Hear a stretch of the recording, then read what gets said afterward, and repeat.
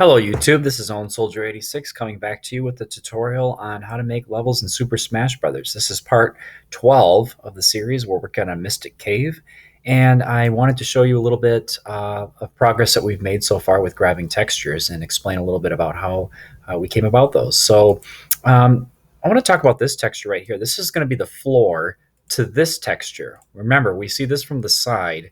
This is what we're going to see from above. And you can see that I didn't grab that from anywhere on this palette here. So I had to do a little bit of finagling. What I did is I took this original floor texture and I literally just copied the rails from here and pasted them right here. And then I pasted them again and rotated them around 90 degrees. So then when we have this in game, this will be the floor, like I said, to this texture. It's going to look really great. We're going to see rails from the side and we're going to see rails from the top as well. Now the catch is that if we have this thing set up where we have this going along the side, eventually you're going to see an end to that box, and there is no rail here at the end.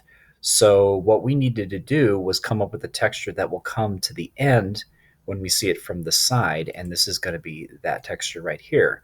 And all I did there was basically grab this bottom texture and copied it a few times, 1, 2, 3, and now we have a decent side texture for this wall. So yeah, there's a little bit of finagling and thinking ahead about what you're going to do, but just something to share with you guys a little bit on the thinking and the thought process behind that. Now, a couple other textures I grabbed was a little really tiny 16 by 16 chunk here, and what this is going to be is this is going to be one of the pillars that you can see right here. And notice I just grabbed a little 16 by 16 and it's tessellated very well within its own image.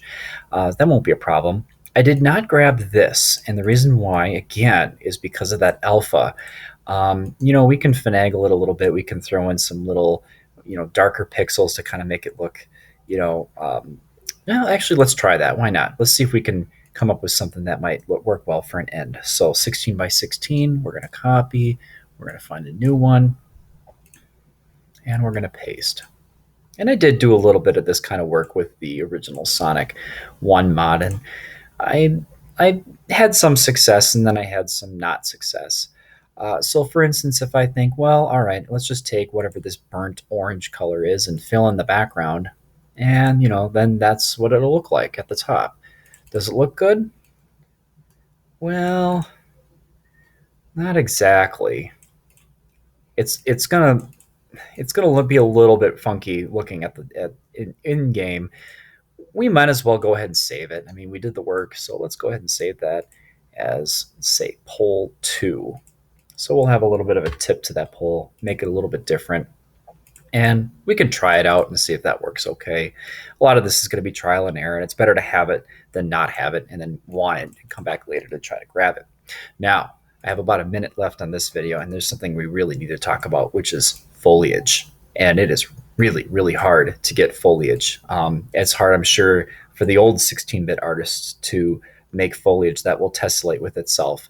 And one of the spots I found a great foliage part to grab from was right here. And the reason why that is because we have seams on the sides of this image. We have black on the left, the right, the bottom, and the top.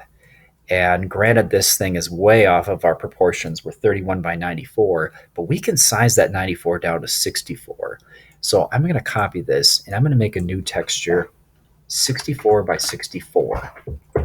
Okay, now paste that. We're going to keep the original size, and yeah, it's not even close to the proportions of the box we just made, but we can scrunch that down a little bit. And remember, it was 31 by 64, so we're going to want to push this now over 1. And I did it 64 because we can do a little bit of tessellating now with this image. We can take this, copy, paste it up here.